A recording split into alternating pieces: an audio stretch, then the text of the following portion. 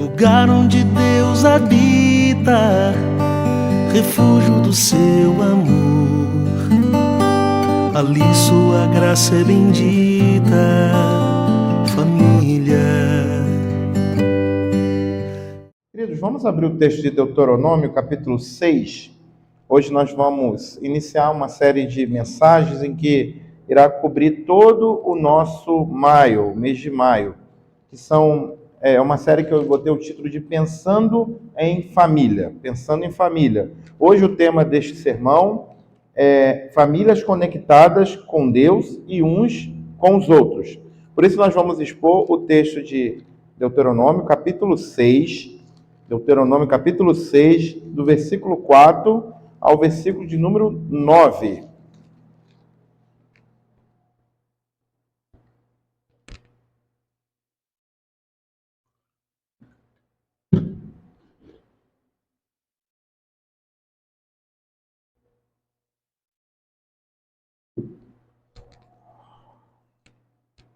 Deuteronômio capítulo 6, versículo 9, versículo 4, diz assim a palavra do Senhor: Ouve, Israel, o Senhor nosso Deus é o único Senhor. Amarás, pois, o Senhor teu Deus de todo o teu coração, de toda a tua alma e de toda a tua força. Essas palavras que hoje te ordeno estarão no teu coração. Tu as inculcarás a teus filhos e delas falarás, assentando em casa e andando pelo caminho, ao deitar, ao levantar-te. Também as atarás como sinal na tua mão e te será por frontal entre os olhos. Escreverás nos umbrais da tua casa e nas tuas portas. Meus irmãos, nós vivemos em épocas de conexões digitais. Fato que todos nós aqui usamos celulares, né, e celulares nos conectam às pessoas, que não deixa de ser algo bom.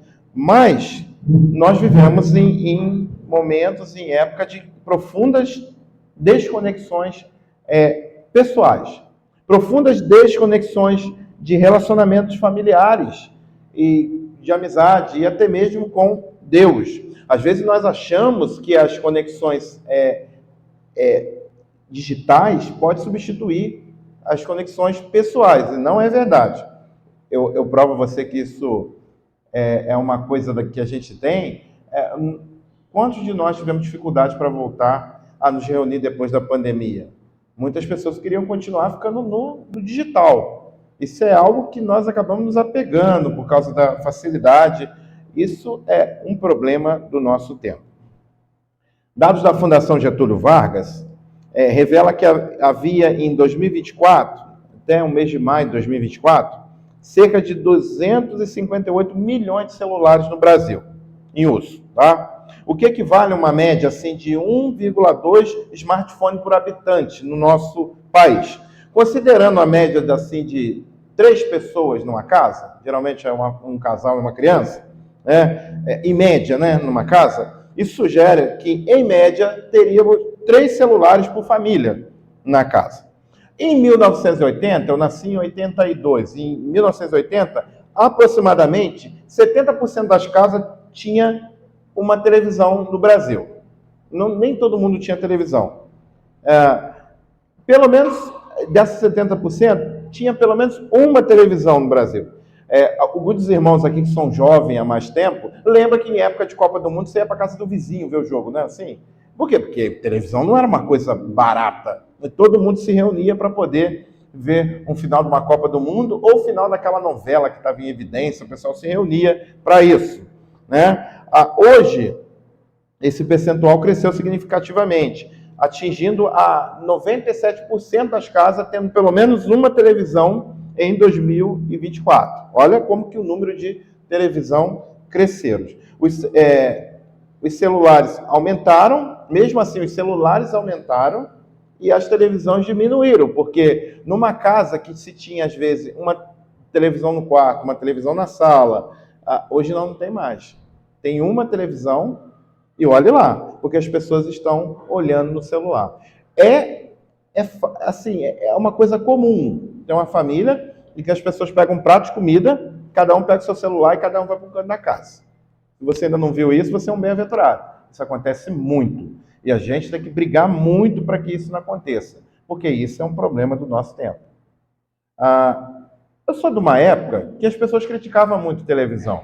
Muito. Eu fui criado numa igreja hiper tradicional fundamentalista, né? E a crítica da televisão era por causa da ditadura da cultura mundana. O que as pessoas viam na televisão, as pessoas imitavam nas suas vidas. Tanto é que a gente tem muito de americanismo. Temos muito de americanismo, porque nós importamos isso através dos programas de televisão, tá? E com isso vem uma cultura mundana, uma cultura pecaminosa. O problema é que os celulares vão além disso. Além também de expor as pessoas à cultura, ela separa as pessoas. A gente se reunia às vezes por uma coisa errada, mas se reunia. Hoje a gente nem por uma coisa errada está se reunindo mais, porque existe uma cultura de separar as pessoas. Ou seja, por que eu cheguei a todos esses dados? Porque um aparelho que foi feito, os irmãos sabem que notebook, celular, é tudo tecnologia militar, né? Isso tudo foi feito primeiro para poder conectar soldados, conectar exército. Hoje nós usamos para desconectar pessoas. Agora, pensa comigo. Gostaria, no meio dessa toda essa tragédia que eu falei para você aqui, gostaria que você pensasse comigo. E se existisse algo que imprimisse uma cultura saudável e, ao mesmo tempo, unisse as pessoas? Isso não seria uma coisa boa? Isso não seria algo perfeito? E eu vou dizer para você hoje, nessa noite, que existe isso. Existe algo que imprime uma cultura saudável e une as pessoas. E isso é algo perfeito. O texto que nós acabamos de ler está em Deuteronômio. Livro de nome difícil, né? Difícil. Deuteronômio significa repetição da lei. Deuteronômio é o 5º livro escrito por Moisés. E por que Moisés escreveu o Pentateuco, os 5 primeiros livros da Bíblia, para um povo que viveu 400 anos no Egito e que já não conhecia mais o Deus verdadeiro, o Deus dos seus pais, o Deus de Abraão, de Isaac, de Jacó e de José. Agora, Moisés está caminhando com esse povo rumo à terra prometida e ele precisa apresentar o Deus da aliança para esse povo. E aí ele começa a Gênesis mostrando quem é o Deus que fez os céus e a terra e quem é o Deus que fez eles, como que Deus fez eles.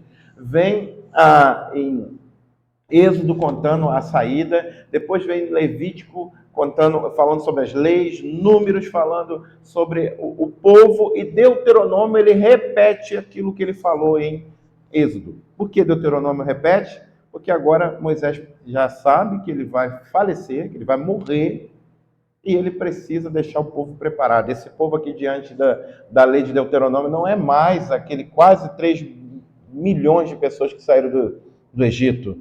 Agora, só tem 2 que saíram do Egito, Josué e Calebe. Nasceu uma nova geração no deserto e Moisés precisa pregar para eles a respeito do Deus verdadeiro. No trecho que nós acabamos de ler, Moisés está nas planícies de Moabe, depois de 40 anos de caminhada no deserto, rumo a Canaã, falando para uma nova geração de israelita que não presenciou o êxodo e precisava ser relembrado e reafirmado da aliança do Senhor.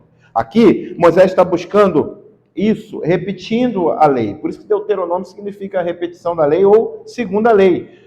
E a intenção de Moisés aqui é chamar o povo à fidelidade exclusiva a Deus, em contraste com os muitos deuses que os egípcios praticavam adoração e os cananeus, que era o povo para onde o povo de Israel estava indo, eles tinham uma prática, eles tinham uma cultura de adoração a deuses pagãos. E Moisés estava afirmando o compromisso que o povo de Israel deveria ter com o Deus verdadeiro. A ideia central desse texto é a seguinte: esse texto é um chamado que Moisés coloca diante do povo de Deus a uma reconexão com o que era essencial: nosso amor a Deus e o nosso compromisso com a família. É sobre isso que Moisés está falando aqui. Então Moisés está chamando o povo a uma reconexão com aquilo que é essencial: o amor a Deus e o nosso compromisso com a família. Quando Deus ocupa o centro do lar, pais e filhos se conectam de forma profunda e duradoura. Então, eu falei com vocês que o que poderia acontecer se existisse algo que trouxesse uma cultura saudável e conexão de pessoas, ao mesmo tempo conectando pessoas. Isso existe. Isso existe. E o nome disso é Deus. A presença de Deus, a realidade de Deus dentro de um lar conecta pessoas e imprime uma cultura saudável dentro de uma família. Isso passa pelo ensino das Escrituras na nossa casa. Afinal de contas, a Bíblia é a palavra de Deus. É importante se colocar a palavra de Deus dentro do lar, porque isso vai despertar o interesse das pessoas que moram naquela casa por conhecer o Deus por meio das Escrituras e por meio da ação do Espírito Santo no coração do crente, pela graça de Jesus. Você vê a Santíssima Trindade envolvida no processo, né? Deus com a sua palavra, o Espírito nos convencendo da verdade, da justiça, do juízo, e a graça de Jesus sendo derramada em nossos corações. Isso que nos une em direção a um crescimento espiritual, em direção a uma cultura saudável, ao desenvolvimento de um conjunto de práticas dentro de um lar, de práticas cristãs, ao desenvolvimento de interesse por coisas santas. Isso passa, meus irmãos, pelo ensino da palavra de Deus. Por isso, nós vamos hoje entender como que nós nos conectamos a Deus e como que nós nos conectamos a pessoas por meio da palavra. E logo em primeiro lugar, eu quero te chamar a atenção a respeito de um compromisso com Deus. Um compromisso com Deus. A primeira parte do texto que nós lemos vai falar sobre um compromisso com Deus. O texto começa com algo que os judeus chamam de Shema. Esse versículo de número 4. Ouve, ó Israel. Né? A palavra Shema é ouve. Né? Ouve, ó Israel. O Senhor nosso Deus é o único Senhor. Amarás, pois, o Senhor teu Deus de todo o teu coração. Moisés está chamando a atenção à necessidade de reconhecermos quem é Deus. Deus, meus irmãos, ele é o único e soberano. Não compartilha seu trono com outros deuses e outros ídolos criados pelo coração humano. Por exemplo, a tecnologia pode ser um ídolo. A gente pode fazer a tecnologia tomar o lugar de Deus. A gente pode buscar o sucesso e fazer o sucesso, o desejo de sucesso, tomar o lugar de Deus. A gente pode achar que o nosso conforto toma o lugar de Deus. E isso são ídolos, que o nosso coração, que como diz João Calvino, é uma fábrica. Nós fabricamos ídolos o tempo todo. Isso é colocado no lugar de Deus ou em pé de igualdade com o Criador. O nome disso é idolatria. Então, Moisés já começa logo de início, mostrando para o povo de Israel que Deus não compartilha a sua glória com ninguém. Ouve, Israel, o Senhor nosso Deus é o único Senhor. E ele continua dizendo a respeito de amar ao Senhor Deus de todo o coração. Amar a Deus de todo o coração, alma e força, significa entregar de forma total e não parcial ou superficial. Amar a Deus com todo o coração, com toda a alma e com toda a força, não era amar a Deus apenas um dia da semana. Não era amar a Deus se sobrar tempo. Não, é amar a Deus em primeiro lugar. É um compromisso pessoal e familiar. Antes de ensinar aos filhos, os pais são chamados a viver o amor no seu coração. Não tem como ensinar os nossos filhos se nós não vivermos esse amor a Deus, esse amor total, esse amor de total renúncia do nosso desejo. Não tem como a gente cobrar isso dos nossos filhos ou querer que eles entendam se isso primeiro não passar por nós. Se nós, em primeiro lugar, não colocarmos Deus em primeiro lugar na nossa vida. Nós entendemos então, meus irmãos, que a centralidade do amor exclusivo a Deus no relacionamento da aliança deve ser visível. Qualquer pessoa que olhar para nós deve entender que nós colocamos Deus em primeiro lugar. Deus exige do seu povo um amor absoluto, um amor indivisível e um amor integral, que abrange todo o nosso ser. Essas expressões, coração, alma e forças, diz respeito à totalidade do nosso ser. Esse amor é resposta à sua soberana graça e é o fundamento da obediência verdadeira. Amar a Deus de forma total é o coração da vida cristã. É o coração de uma vida de fé. Amar a Deus é renunciar tudo aquilo que está diante dele. Amar a Deus é abraçar a adoração a Ele em primeiro lugar. Jesus confirma esse mandamento lá no Evangelho de Mateus, capítulo 22, versículo 37 e 38. Ele fala com as seguintes palavras: amarás o Senhor teu Deus de todo o teu coração, de toda a tua alma e com todo o teu entendimento. Jesus expande ainda aqui, né? Lá fala de forças, aqui fala de entendimento. Tá? O nosso amor a Deus, então, deve ser uma resposta ao amor que Deus tem por nós. Afinal de contas, o apóstolo João fala lá no capítulo 4 da sua primeira carta, que nós amamos porque ele nos amou primeiro. Esse compromisso que nós devemos ter com Deus e que deve ser visível para toda a nossa família, não é algo diferente ao compromisso que Deus teve conosco. Afinal de contas, ele nos amou de tal maneira que enviou seu Filho para morrer por nós, sendo nós ainda inimigos dele. Olha o tamanho do amor que Deus tem. Nós temos um amor exclusivista, nós temos um amor que escolhemos, né? Um amor por escolhas, né? Nós não amamos quem não gosta de nós. Deus nos amou quando nós éramos inimigos dele e mandou o seu Filho, o melhor que ele tinha, para nos libertar da condenação eterna. Esse é um amor que nós precisamos ter. Esse é um amor que a nossa vida precisa estar cheia, para que, quando nossos filhos nos olhem, para quando pessoa fora, nossa vizinhança, nosso trabalho, nos olhem, veja esse amor transbordando na nossa vida. Eu quero pedir licença para propor uma ilustração, para tentar trabalhar melhor esse conceito. Imagine você um copo cheio de água até o limite. Cheio de água. Está lá no finalzinho, lá na borda, o copo está cheio de água. E aí você decide colocar uma colher de areia dentro daquele copo de água. Tá? E a tua intenção é que a areia e a água fiquem juntas. Você quer que fiquem os dois lá. Mas o que vai acontecer, se ele está até em cima, quando você coloca a areia, o que vai acontecer com a água? Vai transbordar. É assim que acontece com a nossa mente e com o nosso coração. Quando nós estamos cheios da palavra de Deus, o que nos leva a ter compromisso com Deus. Quando qualquer outra coisa tenta tomar a nossa vida, vai soar mal. Vai soar mal, vai acontecer alguma coisa. Vai derramar. Vai derramar. Nós precisamos estar cheios de Deus, até transbordar, a fim de que nada ocupe o lugar de Deus na nossa vida.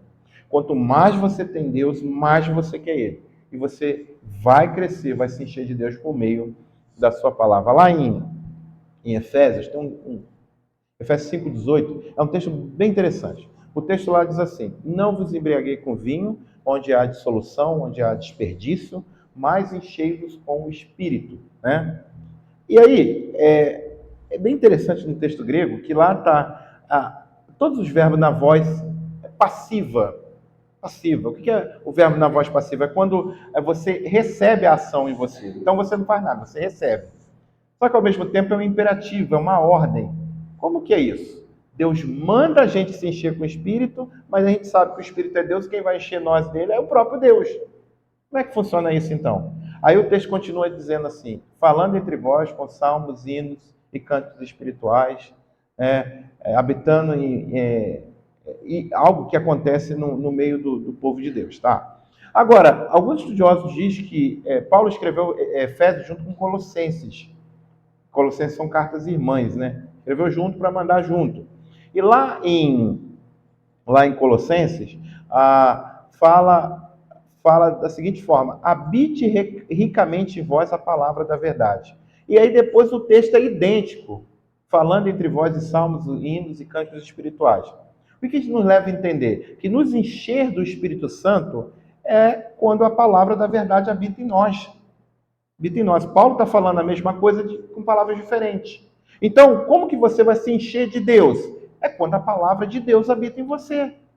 Aí você vai encher até transbordar. E o texto ensina de forma bem correta. Nós temos que buscar, mas não sabemos que nós devemos buscar, clamando a Deus que nos encha. Porque além da nossa responsabilidade de buscar, por isso que é uma ordem, nós não fazemos nada se Deus não quiser, porque Ele é Deus. Deus não é um óleo, um vapor que nós pegamos ele e enfiamos em nós. Não, não tem como. Deus é Deus, o Espírito Santo é Deus. Então nós devemos clamar Ele que nos enche. E nós fazemos isso por meio do entendimento da sua palavra. Quando nós estamos cheios de Deus, não dá para botar colher de areia no nosso coração. Não cabe outro ídolo na nossa vida. Não cabe mais nada a não ser o único Deus verdadeiro. Os filhos, meus irmãos, nossos filhos, não precisam de pais religiosos. Não precisam de pais que vêm na igreja só porque é domingo, que vêm durante a semana só porque é quinta-feira. Não, os nossos filhos precisam ver pessoas apaixonadas por Deus. Eu sei que essa expressão não é uma expressão muito boa. Que a gente olha aí fora, paixão é uma espécie de uma doença que as pessoas têm de forma sentimentalista. Mas é o mais próximo que eu posso trazer para mostrar para vocês que você precisa estar com o coração ardendo por Deus.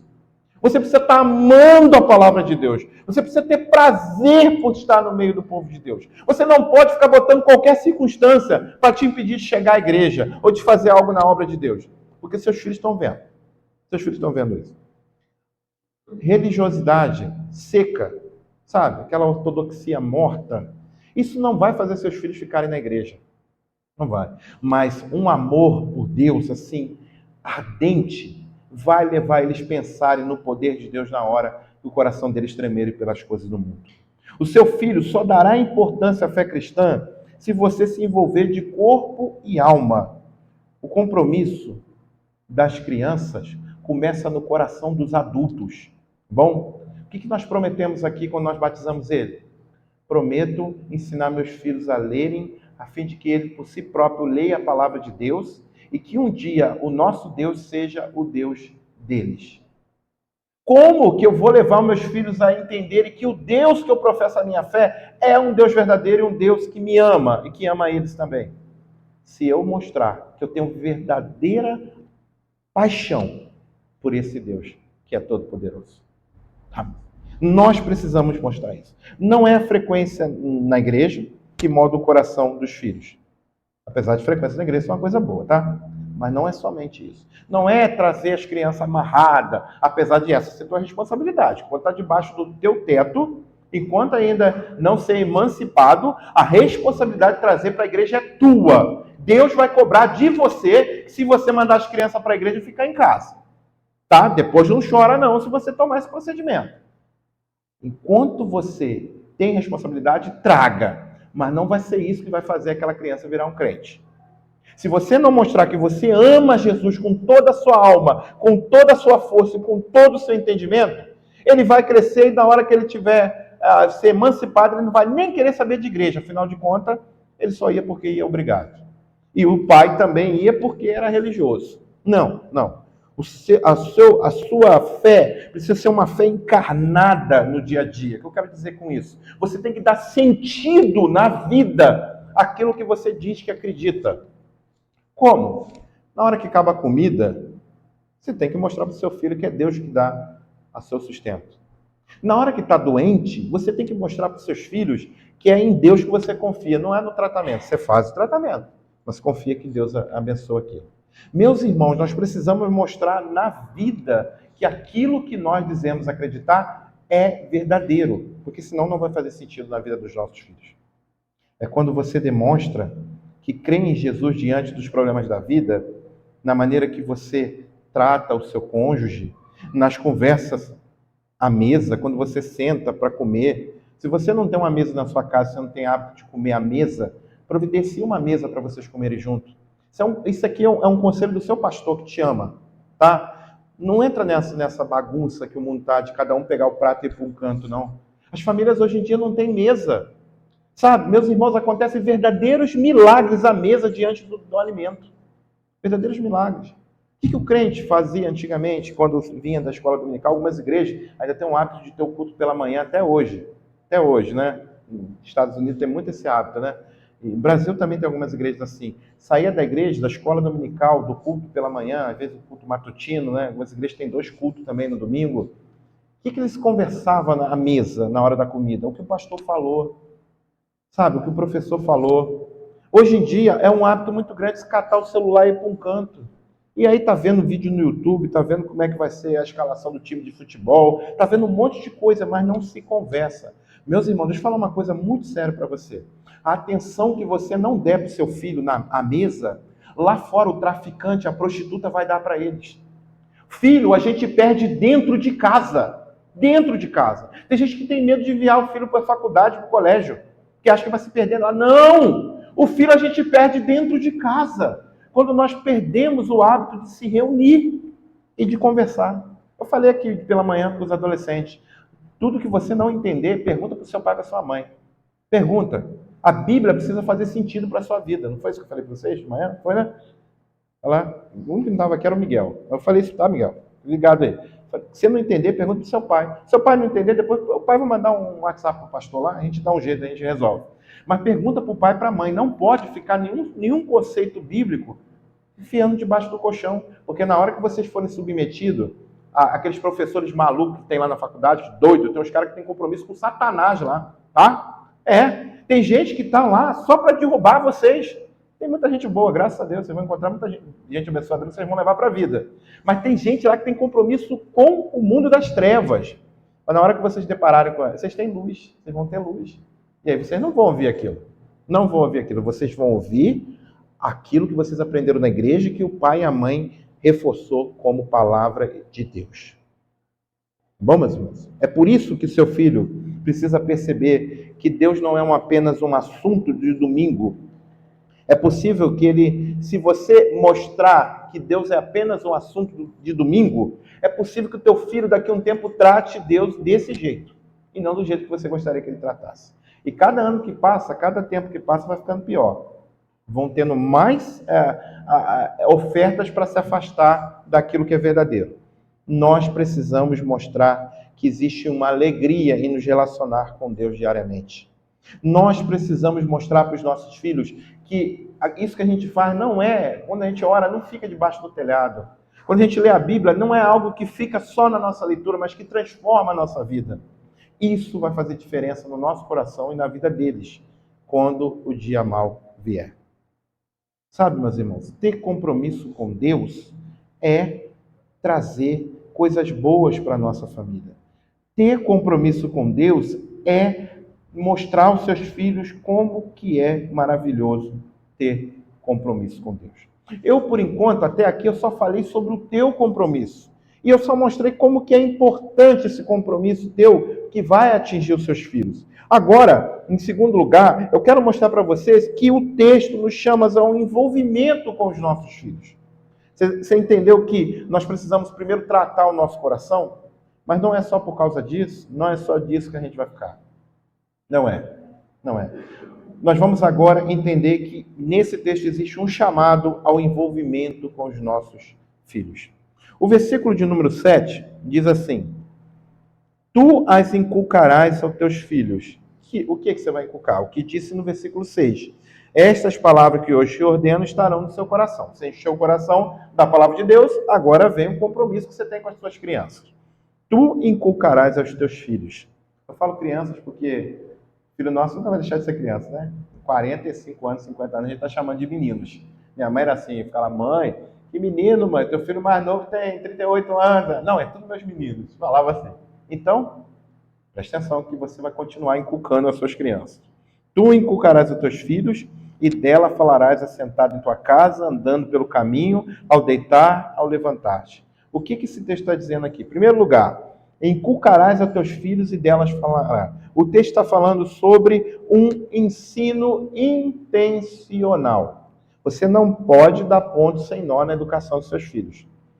Tudo que você faz na sua vida precisa ser intencional. A palavra aqui por inculcar, né, o termo hebraico, dá uma ideia de ensinar com repetição, precisão e profundidade.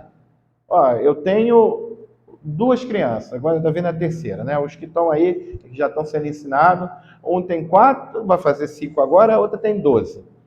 O tempo todo nós precisamos repetir, porque eles vão esquecer. A gente esquece. A gente não esquece. Eu tenho pedido vocês para trazer os bloquinhos de anotação. Não pode confiar na memória, não. Imagina as nossas crianças. O tempo todo ensinando por repetição, precisão, porque precisão. A gente precisa mostrar para eles que aquilo que a gente está falando faz sentido. Se um texto da Bíblia não ficar claro, a gente tem que ensinar com outro texto.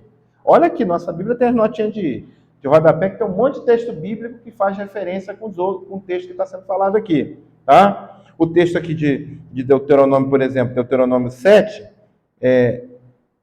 Deuteronômio 4, quando diz aqui o Senhor é o seu único Deus, aparece lá uma notinha, uma letrinha A, que joga o texto para Marcos 12, 29. Se você ler lá em Marcos 12, 29, você vai entender melhor o texto de Deuteronômio. A Bíblia interpreta a própria Bíblia. Nós falamos isso pela manhã, não foi? A metalinguagem, a Bíblia vai interpretar a própria Bíblia. Então, ensina, mostra precisão. Outra coisa, mostre profundidade. O que eu quero dizer com profundidade? Mostre que aquilo faz sentido para a nossa vida. É o que a gente chama tecnicamente de aplicação prática. A Bíblia não pode ficar aqui, só no universo discursivo. Lá em cima, coisa para religioso, coisa para monge, para pastor, para teólogo. Não. A Bíblia tem que fazer sentido na nossa vida. Nossa vida.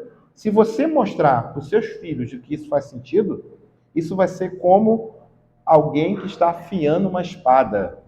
Você vai estar afiando o seu filho, para que no dia mau ele responda a qualquer um que pergunte, como diz o apóstolo Pedro, a razão da esperança que existe nele. Tá? Não é um ensino acidental, né? Aconteceu um acidente aqui, vão ensinar alguma coisa. Não, mas deve ser algo planejado e constante. Por isso que todo tempo você tem que ensinar a Bíblia. E você tem que ter momentos para reunir, assim que os judeus faziam. E o tempo todo vão vir perguntas e você vai respondendo. E, gente, para responder filho, você precisa estar preparado. Eu já contei várias histórias aqui de analista que me pega pelo pé de vez em quando. A gente precisa estar preparado, tá? Ao deitar, ao levantar, andando pelo caminho. Dá uma ideia de planejamento e constância. A vida espiritual precisa estar integrada. Ele diz aqui no versículo 8, também as atarás como sinal na tua mão e serão por frontal entre os olhos, e as escreverás nos umbrais da tua porta. Ou seja, a fé não pode se limitar apenas a esse momento maravilhoso que nós temos aqui no domingo. Isso aqui é maravilhoso, não falte, não deixe de trazer seus filhos. Mas não pode ser apenas isso aqui. A fé não se limita ao culto, mas marca todos os aspectos da vida. Quando ele fala de mãos, ele está falando de ações. Quando ele fala de pés, ele está falando de pensamentos. Quando ele fala de porta, ele está falando de ambientes. De ambientes. Há pouco tempo, eu fui ensinado pelo pastor Evaldo a escrever os versículos bíblicos e a gente colocava nos cartazes desse tamanho assim, espalhado na casa. Você lembra que a gente fazia isso com a Ana? Entendeu? E a Ana ia decorando os versículos, né? E aí a gente estava morando em São Paulo, né? A gente fazia uns videozinhos, mandava para a avó ficava toda doida, né? Meu Deus, a minha neta sabe a Bíblia. Por quê? Porque ela ia guardando aquilo na cabeça dela. Ou seja, é isso que o texto está falando aqui. O ambiente seu precisa demonstrar que você crê em Deus. Crê em Deus. A gente não posso chegar na sua Bíblia se você é crente. Eu não posso chegar na sua casa e não encontrar uma Bíblia na tua sala, num lugar com acessibilidade. Minha mãe tinha uma que ficava em cima da geladeira, aberta no Salmo 91. Era uma coisa. O Salmo 91 estava cheio de gordura. Mas quando a gente precisava de uma Bíblia, a Bíblia estava lá em cima da geladeira. A gente puxava e ia lá. É assim, gente. A gente precisa conversar sobre as Escrituras. A gente precisa viver as Escrituras. Mas aí a gente só pode ver filme evangélico. Não, né? Não. Tem uns filmes cristãos muito bons aí, tá? Tem uns até que é pecaminoso, né? Tem uns aí que nem tem nada a ver com Bíblia. Mas você não precisa só ver filme evangélico. Esses dias eu e a Annalise, sexta-feira, fomos ver Thunderbolts lá no cinema de Vassouras. Nós voltamos falando sobre a realidade que o filme falava. Não vou dar spoiler, tá, gente? Eu sei que alguém aqui vai ver, tá? Mas o filme falava sobre uma realidade do vazio no coração das pessoas. Você viu o filme? Não, então não vou dar spoiler, tá? Mas quando estava falando sobre a ideia do vazio no coração de um personagem, a Annalise olhou dentro da minha cara, dentro do cinema, o cinema estava bem vazio, acho que tinha umas 15 pessoas lá. Olhou dentro da minha cara e falou assim, aí pai, uma pessoa boa para você evangelizar, né? Ela falou isso, gente. Eu falei, por quê? Pai, porque o vazio que tem dentro das pessoas, Jesus preenche, né? Olha só, a gente estava vendo o filme da Marvel. Eu fiquei tão feliz. Falei, minha filha está entendendo o Evangelho. Está crescendo, né, gente? Está cada vez mais aprendendo, entendendo o Evangelho. Por que isso, gente? Porque a gente precisa trazer a Bíblia para a vida real. Para a vida real. A gente não pode só viver lá contando aqueles monges da Idade Média que ficava perguntando quantos anjos cabia na cabeça de um alfinete. Quantos anjos será? Que sentido tem isso para a nossa vida, gente? Mais uma vez, a gente entender que Jesus preenche o coração das pessoas é a gente colocar a Bíblia na vida real. Os filhos aprendem mais pelo que veem, os pais fazendo, do que apenas pelo que ouvem. Então a fé precisa ser transmitida por meio de exemplos. Palavras também, tá? Jesus se revelou por palavras. A Bíblia são palavras, então a gente tem que pregar a palavra, tá? Não vem esse negócio de pregue pregue o evangelho, se possível use palavras. Isso aí é a ideia do Francisco de Assis, tá? Não, a gente precisa pregar a palavra. Agora, se a gente não viver aquilo que a gente prega, não vai fazer sentido. O que nós concluímos com isso? A fé é um relacionamento vivido em comunidade familiar. A nossa primeira igreja é a nossa casa. A primeira noção de igreja que os nossos filhos vão ter é em casa. É em casa, tá? Se a gente não tiver compromisso com Deus, não tiver adoração em casa, não tiver leitura das Escrituras, oração, não tiver momentos de culto, ou seja, a gente está numa vida muito corrida, que às vezes a gente não consegue se encontrar. Eu que tenho uma vida não tão corrida, às vezes, diante de alguns irmãos aqui da igreja que eu conheço. Eu tenho, às vezes, dificuldade de reunir todo mundo, por causa dos horários, que cada um tem um horário. Mas, gente, brigue pelo menos 2, 3 vezes na semana de fazer um culto doméstico. Compartilhar uma palavra, fazer uma oração, bater um papo ali diante do almoço, sabe? E viva. O teu filho está vendo o que você fala quando você chega do trabalho reclamando. Você tem todo o direito de discordar e ficar chateado, mas você deve olhar para ele e falar, não, mas Deus tem o controle da nossa vida. Ele sabe o que ele está fazendo. Tá bom? A fé é um relacionamento vivido em comunidade familiar. Efésios 6,4 tem um texto bem conectado com o texto de Deuteronômio, quando Paulo diz assim: e vocês, pais, não provoquem seus filhos a ira, mas trate de criá-los na disciplina e na admoestação do Senhor. Palavras importantes aqui, disciplina e admoestação. As palavras trazem a necessidade de se moldar o caráter de Cristo nos filhos, com ensino e disciplina. O texto lá de Colossenses, que eu falei com vocês que é carta irmã de Efésios, né? Fala sobre tratarmos com o temor do Senhor para que nossos filhos não fiquem desanimados, né? E aqui do texto de Efésios fala para não provocar ira aos filhos. Gente, até quando a gente corrige de forma dura, a gente tem que mostrar o sentido daquilo que a gente está fazendo. Eu fui ensinado pelos meus pastores, né? Quando eu corrigi meus filhos, falar para eles qual foi o mandamento que eles quebraram com aquilo que eles fizeram. Até hoje a gente tem um hábito de fazer isso. Meus pastores me ensinaram, eu não aprendi isso no seminário, não. Para os meus pastores que me ensinaram. Falaram, olha, seu filho bateu, o José tá terrível, de vez em quando bate na irmã. O que ele fez? Ele quebrou o 5º mandamento. Aí você lê lá no Catecismo Maior, bom, como que ele quebrou o 5º mandamento? O Catecismo Maior fala que os que são homens têm responsabilidade com mulheres. Então ele é homem, ele não pode bater numa menina. Tá vendo? Com isso nós vamos ensinando nossos filhos. Se você não tem os símbolos de fé, baixa lá no celular, gente. É fácil, entra lá no Play Store e coloca lá. Símbolos de fé da IPB. Rapidinho. Se você quiser comprar na editora, é barato também, bem baratinho. É sempre legal você ter à mão, que isso ajuda a gente até na educação dos nossos filhos. E aquilo ali não é a Bíblia, mas ele vai remeter a gente para a Bíblia e vai nos explicar as doutrinas. Tá? A gente está trabalhando aqui na escola dominical, vocês vão estar aprendendo, mas é bom vocês terem que vocês sempre vão lembrar de algo que você vai poder mostrar sentido. Você agora está ficando de castigo, está tomando uma varada, porque você quebrou o tal mandamento. E quando a gente quebra um mandamento é contra Deus e contra a nossa pessoa. Aí é a hora que as crianças choram, que eu mando orar, pedir perdão para Deus e ir lá pedir perdão para a irmã. Ou quando a irmã faz com o irmão. É assim que nós mostramos às crianças o sentido. Nós não botamos de castigo, disciplinamos à toa, pelo nosso bel prazer. Fazer isso vai trazer as crianças a ter ira, a ficar desanimado. Mas quando a gente mostra que isso é um compromisso com Deus, isso vai disciplinar, e disciplina traz cura. Disciplina traz Conserto, disciplina traz temor a Deus. O lar, meus irmãos, é como uma pequena estufa. Vocês que gostam de planta, né? Bom, Rodolfo aqui é o especialista em planta, né?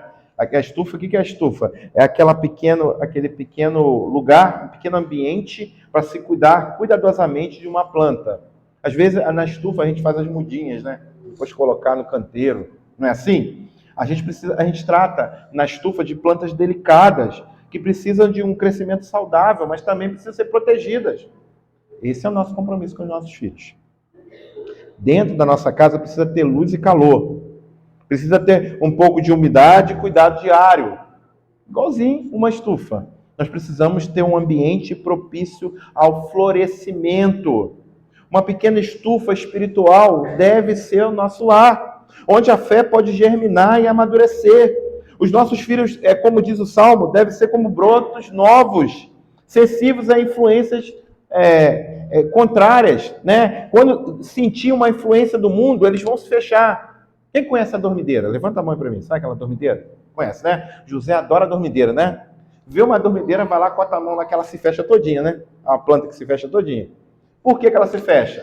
O toque leva ela a entender pelo instinto, pelas conexões químicas ali da planta, a entender que aquilo ali é alguém que está agredindo ela. Aí o que ela faz? Ela se trava, se fecha todinha.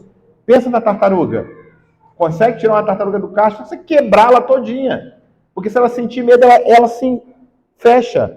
Porque ela sabe que tem algo vindo contra ela. Como que nós vamos fazer nossos filhos criar essa carapaça, essa proteção? Quando nós ensinamos dentro de casa a fé de forma prática. Quando nós ensinamos que a nossa fé é uma fé racional. Apesar de muitas vezes não ser provável.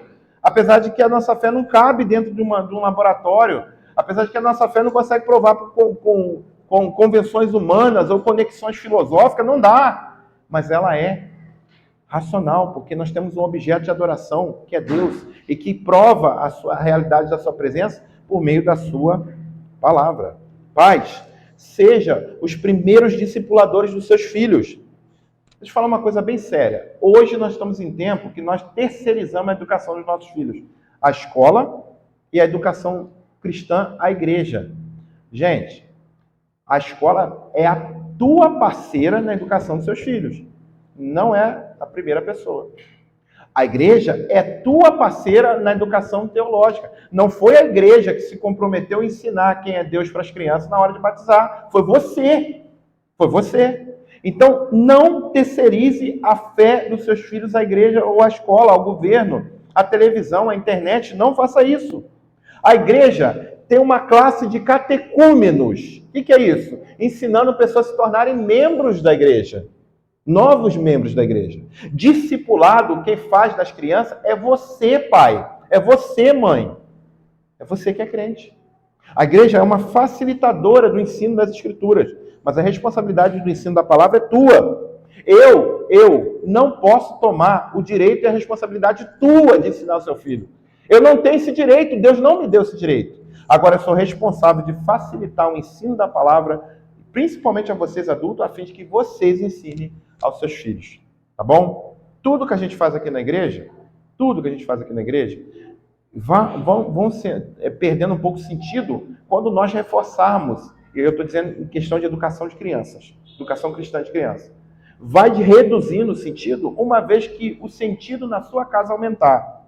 Tá? A gente nunca vai abrir mão de escola dominical, de estudo bíblico, nada disso. Mas seus filhos só vão se entrar no seio da igreja de forma física mesmo, se tornando um membro comungante de forma genuína, se você realmente for discipulador dos seus filhos. Olha, meus irmãos, se nós tomássemos decisões de ensinar doutrina para os nossos filhos dentro de casa, filho de crente não vai precisar passar por classe de catecúmenos. Ia ter uma conversa com o conselho para aprender sobre o compromisso de membro, tá? Aprender um pouco sobre o que se deve fazer quando a gente tem algumas necessidades na igreja, aprender um pouco de lei. Não é precisar aprender doutrina, história da igreja, a doutrina, o padrão doutrinário da igreja. Não é precisar disso, não. Não é não. A gente precisa entender que a responsabilidade nossa, e em especial, tá? a você, homem, que Deus constituiu você pastor da sua casa, você é um sacerdote do seu lar, se você não está pegando a Bíblia, abrindo e convocando o seu povo a adorar dentro da sua casa, a sua família, você está pecando, você precisa se corrigir hoje e não sair daqui dessa igreja sem pedir perdão a Deus pela sua omissão, tá bom? Você não pode sair daqui hoje sem pedir perdão a Deus pela omissão de não estar abrindo a Bíblia dentro da sua casa. E amanhã você tomar a decisão de se tornar realmente um pastor da sua família. O pastor é pastor de famílias. O reverendo João é pastor de famílias. Mas Deus constituiu um pastor em cada casa. Você não pode abrir mão da sua responsabilidade. Crie rotinas espirituais simples, mas constantes. Sabe, vou dar aqui alguns exemplos. Ore antes da refeição. Mostre para sua família, para os seus filhos, como que é importante nós cremos no Deus da provisão, que colocou aquela comida na nossa mesa, tá? Leia a Bíblia antes de dormir. De vez em quando, pega a Bíblia umas vezes na semana. Leia com a sua família, tá? Louve a Deus em família, tá? Às vezes eu acho bonito, né? Aquelas famílias que um cata o violão, o outro sai cantando lá na cozinha, todo desafinado, sabe? Nada se encontra, mas estão lá louvando o Senhor. Como que Deus no céu não deve ficar feliz com isso? Como que Deus não deve se alegrar com a adoração de uma família? A gente está pedindo cantores profissionais, não. A gente está pedindo pessoas com coração quebrantado e contrito, porque a esse Deus não desprezarás. Tá? Aproveite isso. Converse sobre a fé. Olha as tragédias que estão acontecendo lá na televisão e converse com as pessoas, com os seus filhos, sobre aquilo.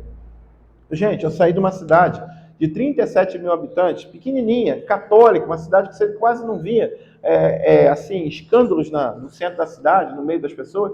Fui para São Paulo, uma cidade de 15 milhões de habitantes. Na época de carnaval, chegou na estação, a Analice viu 2 homens barbudos beijando um na boca do outro. Tinha 4 anos. Como é que a gente faz com isso? Eu cheguei em casa, falei com ela, filha, aquilo que você viu não é o padrão de Deus para um homem e para uma mulher. Deus não criou o homem para poder se relacionar com o homem. Menino para poder namorar menino, falei desse jeito. Deus criou macho e fêmea, por isso que o papai casou com a sua mãe. E desde pequenininho fui ensinando para ela, que o mundo é mau, que aquele ali não é o padrão de Deus para a vida das pessoas. A gente precisa falar, porque lá fora eles estão vendendo um produto para os seus filhos da seguinte forma: você precisa aceitar esses impulsos que você tem. Você precisa aceitar o mundo do jeito que é, tá? Deus criou homem e mulher, mas criou pessoas de gênero neutro. Deus criou pessoas de gênero binário. Deus criou homem que, na verdade, são mulher, mas que nasceu no corpo de homem e vice-versa. Não é isso que a Bíblia fala. Isso é um exemplo, tá? Isso é um exemplo. Você precisa falar de política à luz da Bíblia. Por que o governo rouba da gente ao invés de servir a gente como deveria? Porque o pecado entrou no mundo. E o pecado destruiu todos os relacionamentos. Você vai mostrando, você não precisa ser um especialista em ciência política. Você precisa entender a Bíblia para mostrar para o seu filho o que ele precisa fazer quando ele tiver que escolher um governante. Isso tem a ver com fé prática. Transforme essa rotina em uma oportunidade espiritual. Por exemplo, vai o caminho para a escola. Tem cada situação que acontece indo para a escola, não tem? Ensine eles o que está acontecendo. Na fila do mercado, fale sobre algum conceito bíblico de acordo ali do que está acontecendo. Passeio no zoológico, ou lugarzinho bom para a gente falar sobre a criação, né? Sobre a grandeza de Deus. Gente, eu vi uma arara azul lá no horto, que coisa linda, gente. Que coisa maravilhosa. Eu olho para as crianças e falo assim, só Deus para criar um bicho tão perfeito como esse. Olha que maravilha, olha as cores, olha que perfeição. Vem de Deus. Tudo pode ser ocasião de formar Deus no coração dos nossos filhos. Tudo. Hoje é o tempo de influenciar o seu filho. Hoje, tá? O tempo passa rápido demais. Rápido demais. Daqui a pouco, os meninos estão falando com voz grossa e as meninas estão olhando para você falando, pai, mãe, estou amando. Eu tremo as pernas quando eu penso nesse momento, né? Passa assim. Esse dia minha filha fez 12 anos. Acabei de contar uma história para vocês quando ela tinha 4, parece que foi ontem. Gente, é assim, ó. Vai embora. É como um vapor a vida. Ela vai embora. O momento para você influenciar seu filho é agora. Não perca as oportunidades, tá? hoje, de quando eles estão debaixo das suas asas. É o momento de você mostrar quem é Deus e o tamanho compromisso que você tem com Ele e traçar, desenhar no coração do seu filho o amor por esse Deus. Tá bom? Eu quero concluir, meus irmãos, entendendo que precisamos ter lares como igrejas, tá? Lares como igrejas. Quando os lares se tornam lugares de adoração e ensino intencional, os filhos não apenas aprendem a doutrina, mas experimentam a comunhão com Deus. Doutrina é importante, mas sem experimentar a comunhão com Deus, vai ser algo seco, algo esquisito. Se você quiser sua experiência sem doutrina, vai virar algo místico. Então a gente precisa de doutrina e experiência com Deus, comunhão com Deus. O mundo precisa de famílias conectadas com Deus e um com os outros. Isso só é possível se nós nos conectarmos por meio da palavra. Quando nós nos conectamos com Deus, essa cola, esse imã que nos atrai a Deus, vai nos atrair também uns aos outros. A redenção que Deus tem criado em nós, por meio da pessoa de Jesus, tem desenvolvido ou construído um relacionamento nosso com Deus e com as pessoas ao nosso redor. E isso é uma realidade dentro da nossa família. Pais, assuma o seu papel de pastor na sua casa. Tá? Filhos, valorize a herança da fé recebida pelos seus pais. Igreja, seja um apoio para famílias que às vezes não têm essa estrutura que nós temos. Nem todos aqui, por exemplo, têm um marido crente. Nem todos aqui têm, por exemplo, a esposa crente. Tem pessoas, muitas vezes, que não têm nem pais. Meninos que às vezes não têm figura masculina. Às vezes é só a mãe que cria. Às vezes não tem um pai. O que nós, igreja, deve fazer? Facilitar. Tá? A gente não deve tomar o lugar de nenhum pai, nenhuma mãe. Mas às vezes eles não têm. O que a gente vai fazer? Adotar no coração como filhos espirituais. Você sabe que tem três formas de nós termos filhos nessa vida, né? Biológico, adotivo e espirituais. Não tem como o cristão falar que não quer ter filho, né? Não teve filho biológico, pode ter adotivo. Não teve adotivo nem biológico, você pode ter filhos espirituais. Nós podemos adotar crianças no nosso meio e espiritualmente, às vezes, essas crianças não têm pai nem mãe crente. Vão chegar crianças aqui, nós vamos adotar eles no coração e dar para eles o que a gente daria para o nosso filho, que é o maior tesouro, a palavra de Deus e o testemunho da fé em Cristo Jesus. Igreja, seja o apoio de famílias incentivando esse discipulado aqui na igreja e no lar dessas famílias. É um desafio grande. Nós apenas estamos começando o assunto, apenas começando o mês. Mas temos certeza que se Jesus derramar a graça na nossa vida, e sozinho nós não vamos conseguir fazer nada disso, tá? Não vem que esse negócio é querendo meter os peitos no arame farpado, que você vai conseguir resolver os problemas. Pastor, você não conhece a minha casa. Ninguém quer orar comigo. Não é brigando que você vai conseguir. Ore, ore. E peça a Jesus para derramar graça. Ele vai operar na sua casa, na sua família. Que Ele assim nos abençoe. Amém. Lugar onde Deus habita, refúgio do seu amor. Ali sua graça é bendita.